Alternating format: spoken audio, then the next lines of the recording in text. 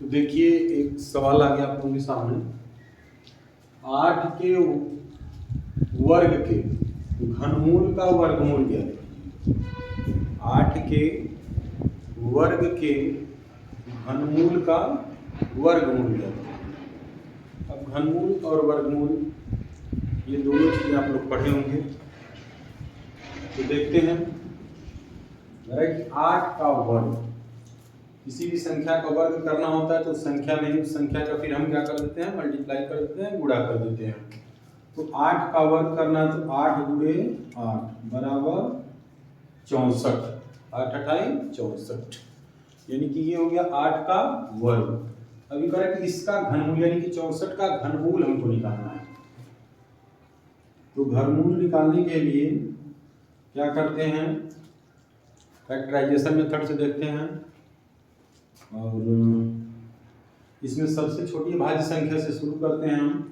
तो सबसे छोटी भाज्य संख्या आ जाएगी 2, 64 कट जाएगा 32 बार में, फिर 2 से कट जाएगा 16 बार में, फिर 2 से कट जाएगा 8 बार में, फिर 2 से कट जाएगा 4 बार में, फिर 2 से कट जाएगा 2 बार में और फिर 2 से कट जाएगा 1 बार में। जब एक आ जाता है तो हम छोड़ देते हैं। अब क्या करते हैं कि 3-3 का जोड़ा बनाते हैं।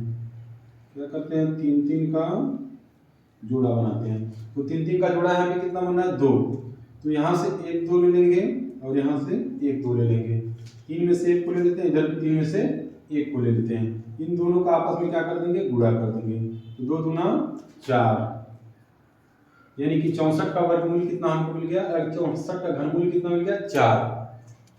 8 का वर्ग 8 अठाई 64 और 64 का घनमूल कितना मिल गया, 4। अब करें कि जो घनमूल है उसका वर्गमूल ज्ञात कीजिए, यानी कि 64 का जो घनमूल है उसका वर्गमूल, यानी कि 4 का वर्गमूल अपन को निकालना है। तो वर्गमूल निकालने की भी प्रक्रिया वही है, इसको भी हम सबसे छोटी भाज्य संख्या से भाग देते हैं। तो सबसे छोटी भाज्य संख्या 2 से भाग देंगे, कितनी बार कटेगा, 2 बार। फिर 2 से भाग देंगे 1 बार में। इसमें 2-2 का जोड़ा बना देते हैं। वर्गमूल में क्या करते हैं, 2-2 का जोड़ा बनाते हैं, घनमूल में क्या करते हैं, 3-3 का जोड़ा बनाते हैं। तो 2 का जब जोड़ा बनाएंगे तो कितना मिलेगा हमको, 1, यानी कि 4 का जो वर्गमूल हो जाएगा वो 2 हो जाएगा। यानी कि ऑप्शन नंबर हमारे यहाँ पे कौन सा सही हो जाएगा, सी। ऑप्शन नंबर सी यहाँ पे हमारा सही हो जाएगा। 8 के वर्ग के घनमूल का वर्गमूल कितना हो जाएगा, 2।